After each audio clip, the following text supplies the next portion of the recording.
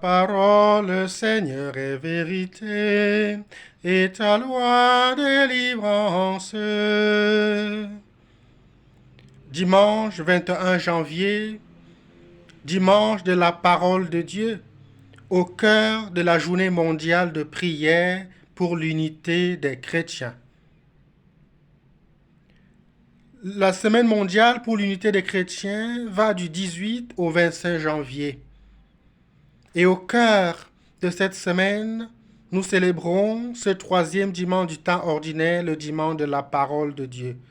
Nous sommes ainsi invités par l'Église à mettre la parole de Dieu au cœur de notre vie, à mettre la parole de Dieu au cœur de notre existence, à faire de la parole de Dieu la lumière qui guide nos pas, la lumière qui éclaire notre chemin, la lumière qui nous aide à discerner le bien à faire, le mal à éviter. Et cette parole de Dieu, écoutée, méditée, priée, nous aide donc à travailler pour l'unité du peuple de Dieu, pour l'unité de tous les chrétiens. La parole de Dieu est le ferment véritable qui aidera tous les chrétiens à retrouver le chemin de l'unité tant voulu par le Christ, que tous soient un. Et nous voyons dans les textes de la messe de ce jour comment la parole de Dieu opère. Dans la première lecture, le livre de Jonas nous parle de la conversion de Ninive. Dieu envoie le prophète vers un peuple païen, Ninive. Seulement quelques mots, quelques paroles, et le peuple se convertit. Jonas lui-même est surpris de voir comment sa parole prophétique est une parole puissante, une parole efficace. Convertissez-vous, encore 40 jours et Ninive sera détruite. Et sur cette parole du prophète, le peuple se convertit. Oui, la parole de Dieu est puissante et efficace.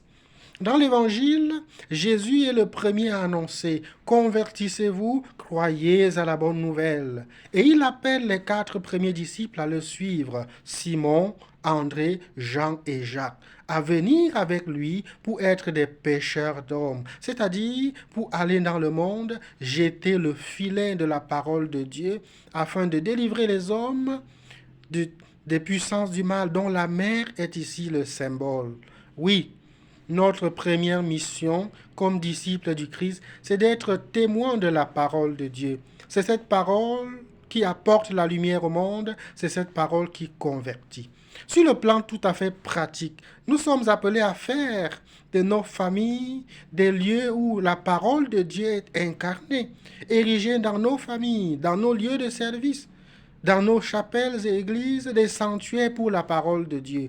Y aller régulièrement, lire un verset, lire le texte de la messe du jour, le méditer. Ainsi, la parole de Dieu travaillera notre vie pour nous faire correspondre à la volonté de Dieu.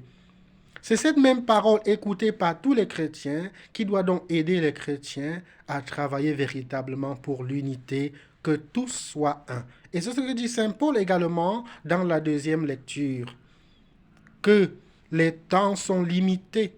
Fidèles à la parole de Dieu, regardons donc dans la même direction et demandons au Seigneur de nous aider à être des amoureux de sa parole, à être des disciples de la parole qui travaillent pour l'unité du peuple de Dieu. Que la bénédiction du Seigneur descende sur nous tous, au nom du Père et du Fils et du Saint-Esprit.